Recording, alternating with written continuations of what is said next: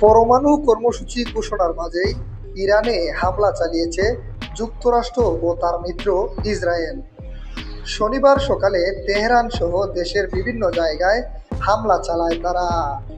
তবে এসব হামলার প্রতিবাদে পাল্টা হামলা চালায় ইরানও। কিন্তু যুক্তরাষ্ট্র ও ইসরায়েলের এমন বর্বর হামলায় প্রাণ হারান ইরানের সর্বোচ্চ ধর্মীয় নেতা আয়াতুল্লাহ খোমেনি। সেই সাথে তার মেয়ে, জামাতা, নাতিসহ অনেকেই, যার জন্য 40 দিনের রাষ্ট্রীয় শোক ঘোষণা করে ইরান।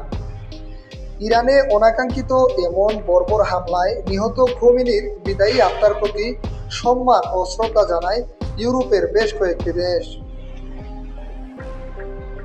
সেই সাথে তারা এমন হামলাকে অমানবিক ও ইতিহাসের ন্যক্কারজনক ঘটনা বলে মনে করেন।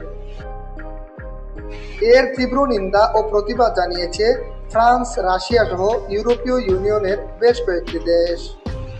ইউরোপীয় কমিশনের সভাপতি উর্সুলা ভন ডের লিয়েন ও ইউরোপীয় কাউন্সিলের নেতা অ্যান্তোনিও কোস্টা এই সংঘর্ষকে গভীরভাবে উদ্বেগজনক বলে দাবি করছেন এবং সকল পক্ষকে সর্বোচ্চ শিষ্টাচার বজায় রাখতে, বেসামরিকদের নিরাপত্তা নিশ্চিত করতে ও আন্তর্জাতিক আইন মানতে আহ্বান করেছেন। ফ্রান্সের রাষ্ট্রপতি ইমানুয়েল ম্যাক্রো হামলাকে যুদ্ধের প্রাদুর্ভাব বলেছেন এবং ইউএন নিরাপত্তা পরিষদের জরুরি বৈঠক ডাকতে চেয়েছেন। জার্মানি ও ব্রিটেন এরা স্পষ্টভাবে এই হামলায় সরাসরি যুক্ত নয় বলেও জানিয়েছে। তবে তারা আঞ্চলিক স্থিতিশীলতা ও বেসামরিকদের নিরাপত্তা রক্ষার পক্ষে এবং পারস্পরিক আলোচনার মাধ্যমে সমাধান চাইছে। স্পেনের পররাষ্ট্রমন্ত্রী হামলার বিষয়ে আন্তর্জাতিক আইন অনুসরণ করতে হবে বলে মন্তব্য করেছেন এবং শান্তিপূর্ণ পথ অনুসরণের আহ্বান করেছেন।